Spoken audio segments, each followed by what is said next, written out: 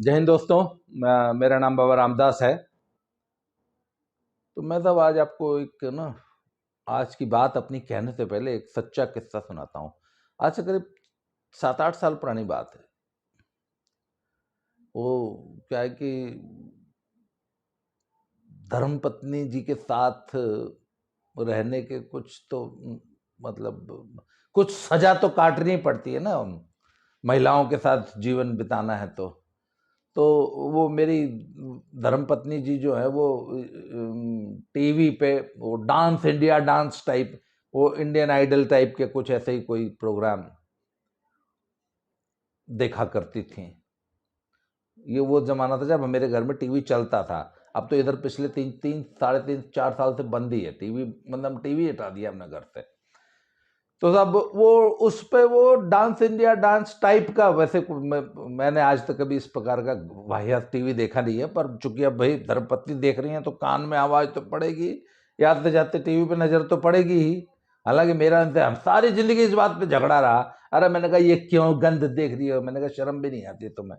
खैर सब छोड़ो।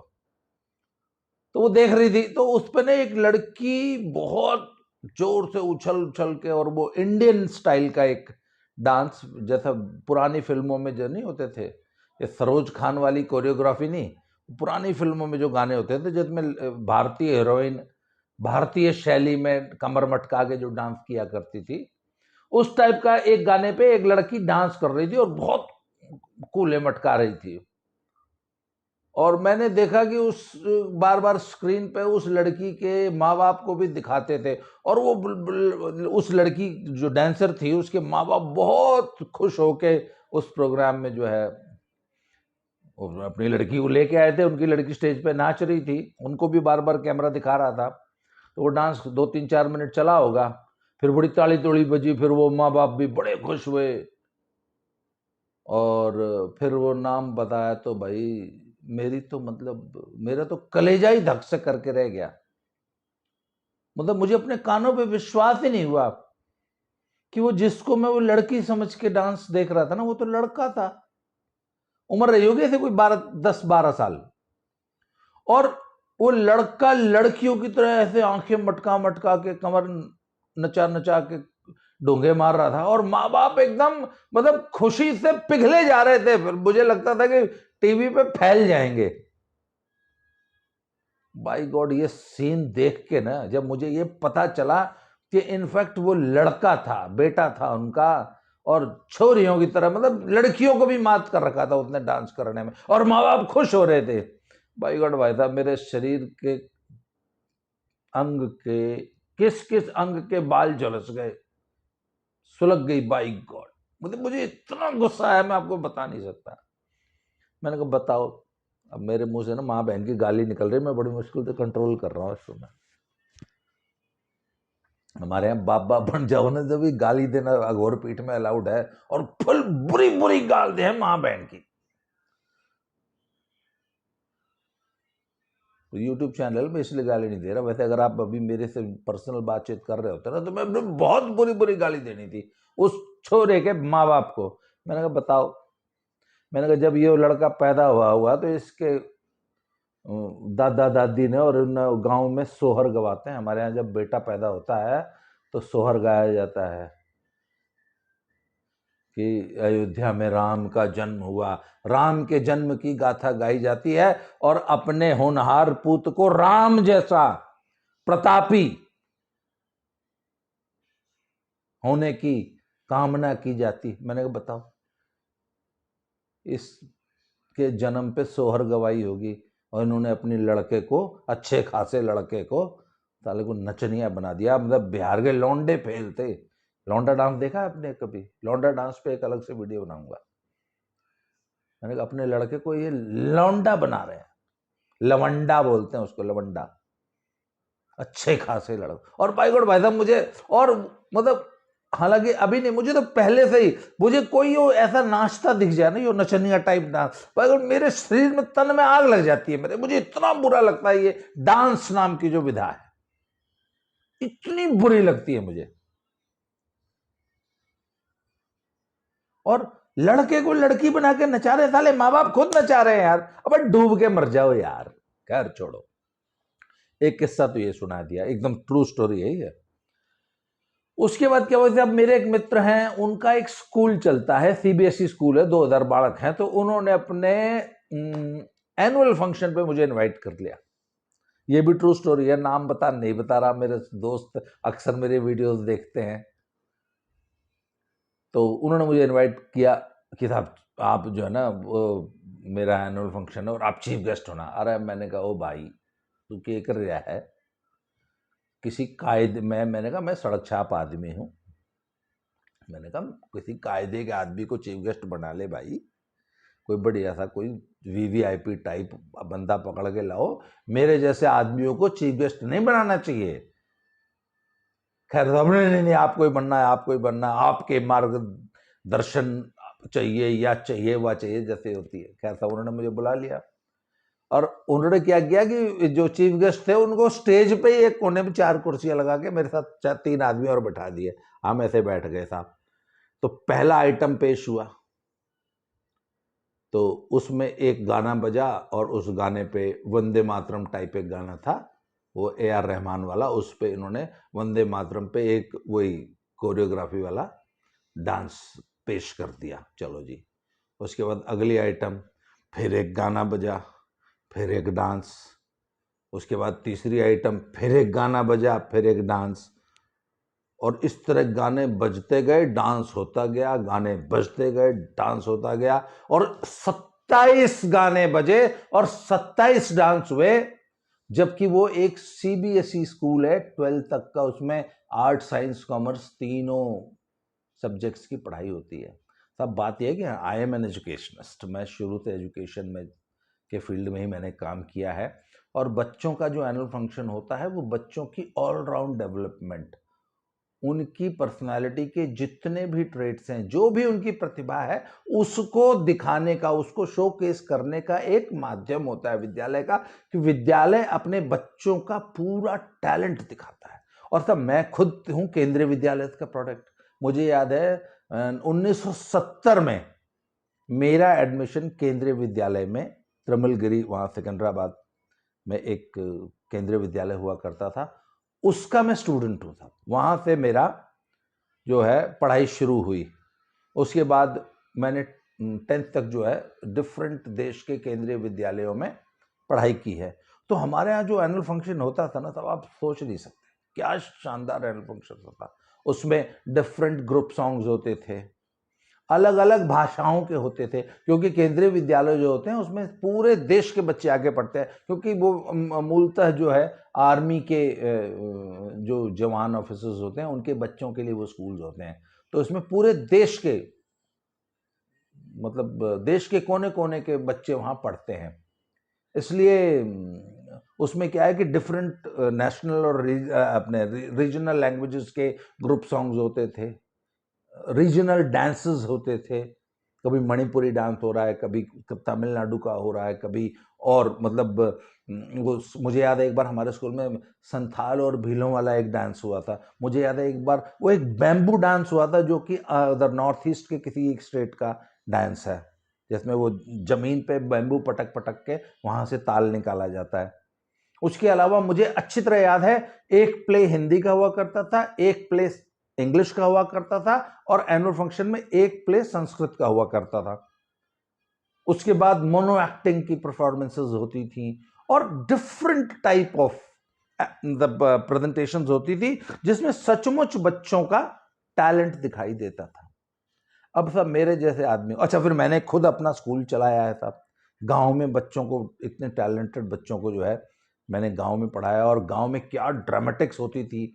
एक फोन आ रहा है बीच में बार बार, मैं काट दूं जिससे उनको पता लग जाए कि मैं वीडियो बना रहा हूं। हाँ साहब, तो अब सब मेरा भी एनुअल फंक्शन, क्या गजब एनुअल फंक्शन होता था।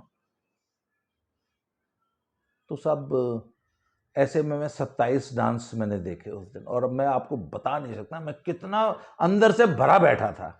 फिर उन्होंने मुझे बोला, आप अब जो है चीफ गेस्ट साहब 2 शब्द कहेंगे प्रोत्साहन के। तो मैंने उनको वहीं से बैठे बैठे बना के, अरे मैंने किसी और से बुलवा लो, मैं नहीं बोल रहा। उन्होंने बोला नहीं नहीं आप बोलो बोलो बोलो। अरे मैंने कहा, मैंने उनके कान में कहा अरे मुझे मत बुलवाओ। तो उन्होंने अनाउंस किया था, मैं गया। फिर मैंने वहां जाके बोला, मैंने भाई एक बात बताओ। अरे भैया ये सीबीएसई स्कूल का एनुअल फंक्शन था, ये साला वो टीवी के डांस इंडिया डांस का प्रोग्राम था जहां तुमने 27 डांस दिखाए। मैंने कहा आप सब लोग टीचर थे, मैंने आप लोग को शर्म नहीं आती? आप कैन यू बिलीव, मैंने एनुअल फंक्शन में भरी सभा में हजारों पेरेंट्स के सामने ऐसी लताड़ लगाई उस स्कूल मैनेजमेंट को, आप सोच नहीं सकते। मतलब वहां पे पूरा स्कूल और सारा पेरेंट्स तो भौचक्का थे, अरे बाप रे ये क्या हो गया, एक आदमी हमारे एनुअल फंक्शन में हम लोग को इस तरीके से डांट रहा है। हालांकि ये बहुत बड़ी धृष्टता थी, आम सामान्य आदमी को ये नहीं करना चाहिए, पर साहब मुझे लगता है मैं तब से ही स्वभाव से अघोरी हूं। ये बात भी 4-5-6 साल पुरानी हो गई। मैंने कहा ये डांस इंडिया डांस का प्रोग्राम दिखाने के लिए तुमने ये, मैंने कहा तुमको और कोई एक्टिविटी नहीं समझ में आई? कोई मतलब एक रंगारंग कार्यक्रम में तुमको इस डांस के अलावा कोई तुम्हारे टीचर्स कुछ कराए नहीं? इसका मतलब तुमने जिंदगी में कभी एनुअल फंक्शन देखा ही नहीं किसी स्कूल का, किसी संस्था का। तुमको मालूम ही नहीं कि डांस के अलावा भी और बहुत सारी चीजें हैं जिसमें बच्चे अपना टैलेंट दिखा सकते हैं। तो मैंने आखिर इस पे विचार किया कि आखिर ये डांस इतना ज्यादा, ये कोरियोग्राफी वाला डांस, कौन सी कोरियोग्राफी, ये फिल्मी choreography, Saroj Khan type dances समाज में बहुत ज्यादा पॉपुलर हो गए हैं पिछले करीब 10-15 सालों से। और इन्होंने बच्चों के और जो प्रेजेंटेशन स्किल्स थी या और जो विधाएं थी जहां बच्चे अपना टैलेंट दिखाया करते थे स्टेज से, वो सब खत्म करके रख दिया, बर्बाद कर दिया सब कुछ। आज आपको बच्चा एक्टिविटी और टैलेंट के नाम पे सिर्फ और सिर्फ डांस करता हुआ दिखाई देगा आपको। और आपको बताऊं मैं, हमारे स्कूल की एक एकदम सच्ची घटना, एक मदर आई, उन्होंने बताया कि साहब मेरी बेटी बहुत सख्त बीमार है, इसके पेट में कुछ प्रॉब्लम है, इसकी अतड़ियाँ सूख गई हैं, इसको प्लीज़ आप कोई फिजिकल एक्टिविटी मत कराइएगा, ये है वो है, ये बहुत बीमार है, बहुत कमज़ोर हो गई है। तो आपने प्लीज़ स्पोर्ट्स टीचर को, कराटे वाले सर को, इसको उसको बता दीजिए कि इसको बिल्कुल भी दौड़ना भागना, मतलब बहुत ही इसको डेलिकेटली जो है आपने स्कूल में इसको हैंडल करना है, बच्चे को इसको उछलने कूदने दौड़ने भागने खेलने नहीं देना। मैंने कहा अच्छा जी। तो हमने कहा कि अब इतनी अगर ये बच्चे बीमार तो आप इसको 10 दिन रेस्ट करा लो। बोले नहीं नहीं मैं स्कूल तो भेजूंगी। कि सब ये बात है, उसके 2 दिन बाद उस बच्ची का डांस करते हुए, डांस सीखते हुए एक वीडियो डाल दिया उसकी माँ ने। वो हमारी धर्मपत्नी जी ने देख लिया, अगले दिन उसकी मदर को बुलाया, कहती आप तो कह रही थी कि बच्ची बहुत बीमार है, और ये वाकई बहुत बीमार है, ये इतनी कमज़ोर हो गई, इसकी बीमारी इसकी शक्ल पे दिख रही है, और आपकी बच्ची वहाँ इतना एक विगरस डांस एक्टिविटी में पार्टिसिपेट कर रही है। नहीं वो तो वो ठीक है, नहीं वो कर लेती है, नहीं ये मानती ही नहीं। तो मेरी वाइफ ने उनको बहुत ज़्यादा समझाने की कोशिश की कि डांस जो है बहुत ज़्यादा हार्ड फिजिकल एक्टिविटी है, it is very vigorous activity, dance is just like aerobics. ये एनारोबिक एक्टिविटीज में बहुत ज़्यादा शरीर की ताकत लगती है, और इसमें बच्चे को पर बहुत ज़्यादा फिजिकल एक्सर्शन होता है, इसलिए आपकी बच्ची बीमार है, इसको मत कराइए। पर नहीं, बाद में हमें पता चला था कि वो पेरेंट जो है असल में वो तो एक रियलिटी शो के लिए बच्चे की तैयारी करा रही थी, और दिन रात पिली पड़ी थी बच्चे के ऊपर। ये भी एक सच्ची घटना। एक और घटना सुनिए, एकदम एक YouTube पे एक चैनल है, उन्नति नाम करके एक बच्ची है, हार्डली अभी 7 या 7.5 साल की है। मैं उस लड़की का वो डांस जो है, जो कि उसके YouTube चैनल पे है, मैं उसका डिस्क्रिप्शन बॉक्स में लिंक दूंगा, आप उसको जरूर देखिएगा। उन्नति नाम की बच्ची है। तो वो by chance I happen to know her mother, मैं जानबूझ के नाम लेके बोल रहा हूँ। उसकी मदर दिल्ली पुलिस की में एम्प्लॉयड है, अच्छी खासी पोस्ट में, ठीक ठाक, मतलब she is not a simple constable. वो उसकी मदर अपनी बच्ची को इंडियन आइडल के लिए प्रोफेशनली तैयार कर रही हैं, और एक एक दिन में 4-4 घंटे डांस की प्रैक्टिस कराती हैं, फिर उसको जिम्नास्टिक्स कराती हैं, जैसे उसके शरीर में ताकत आए। किसी ने कह दिया डांस करने के लिए शरीर में लचक होनी चाहिए, पूरी बॉडी जो है मोम की तरह टूटनी चाहिए। तो सब वो अपनी बच्ची को 4-4 घंटे जिम्नास्टिक्स एंड डांस की प्रैक्टिस कराती है, एक डांस एकेडमी में डाल रखी है। और यदि बच्ची जो है उनकी आशाओं के अनुरूप परफॉर्म नहीं करती है तो वहीं पे स्टेज पे ही, क्लास में ही, सबके सामने अपनी बच्ची को कायदे से झापड़ मार देती हैं, कायदे से झपड़िया देती है। उस उन्नति नाम की बच्ची का वीडियो आप YouTube पे देखिएगा। गाना है टिप टिप बरसा पानी, और उस टिप टिप बरसा पानी पे वो 7-7.5 साल की बच्ची उस YouTube में वीडियो पे नाच रही है। वो डांस आप देखिएगा, भाई गॉड भाई साहब, आपका मन करेगा ना कि उसकी माँ अगर मिल जाए ना आपको। 7.5 साल की बच्ची को कैसे नचाया जा रहा है, और वो कैसे कामुक, कैसे वल्गर एक्शंस कर रही है वो 7 साल की बच्ची। और जो उसने ड्रेस पहनी हुई है, मतलब माँ अपनी बेटी को बनाना क्या चाहती है। फिर मुझे बताया गया था कि ऐसी एक आधी माँ नहीं है, आज भारत देश में ऐसी लाखों लाखों लाखों माताएं हैं, लाखों बाप हैं जो अपने बच्चों को ये नचनिया बना रहे हैं। ये इतना घटिया वल्गर, मतलब इतना छिछला कि उससे घटिया कुछ हो ही नहीं सकता इस धरती पे। ऐसा डांस सिखा के और उनको स्टेज पे इतना, मतलब बहुत ही ज्यादा डिग्रेडिंग स्टेज पे डांस करा रहे हैं, फिर उसी की रील्स बन रही हैं।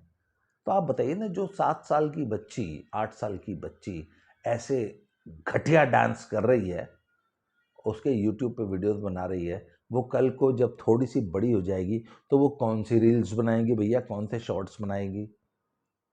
और माँ बाप को इन बातों से कोई फर्क ही नहीं पड़ रहा। जब मैंने ये इस विषय पे, शायद मेरी ये वो सपना चौधरी और वो सोनाली फोगाट के बाद इसी विषय पे ये मेरी आज तीसरी वीडियो बनने जा रही है।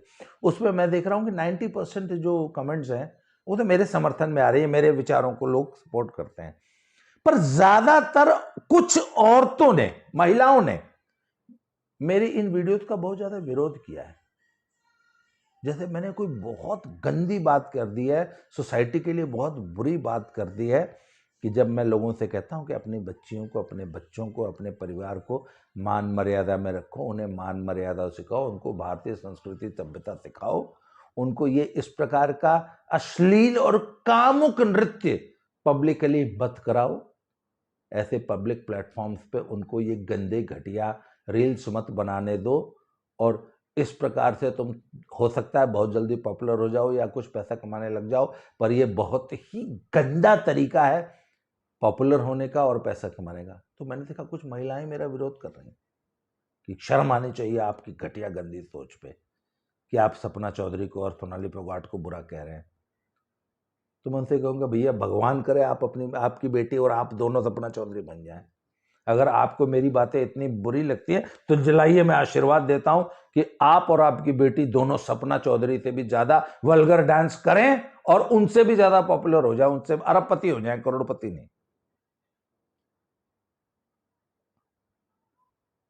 अगर, और मैं ये आज आरोप लगा रहा हूं कि पूरे बॉलीवुड ने और पूरे वेस्टर्न वर्ल्ड ने भारतीय संस्कृति को इतना नुकसान नहीं पहुंचाया है जितना मात्र इस 1.5-2 सालों में ये यूट्यूब की रील्स और शॉर्ट्स ने पहुंचाया है, फेसबुक की।